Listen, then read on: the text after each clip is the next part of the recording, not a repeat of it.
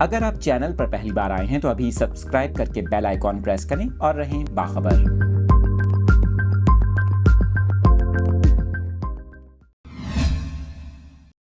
Update کر رہے ہیں آپ کو اس اہم خبر سے متعلق۔ لاہور دنیا کے آلودہ ترین شہروں کی فہرست میں پہلے نمبر پر ہے، جبکہ اسموگ کی بڑھتی ہوئی صورتحال کے پیش نظر حکومت کی جانب سے اہم اقدامات بھی اٹھائے جا رہے ہیں۔ آپ کو بتائیں کہ اسموگ کی روک تھام کے اقدامات کے سلسلے میں لاہور میں مصنوعی بارش کرنے پر 35 کروڑ روپے کا تخمینہ لگایا گیا ہے، جبکہ اس حوالے سے ذرائع وزارت خزانہ کا یہ کہنا ہے کہ سیکریٹری خزانہ کی بھجوائی گئی سمری نگراں وزیر اعلیٰ پنجاب کی اجازت سے مشروط ہوگی۔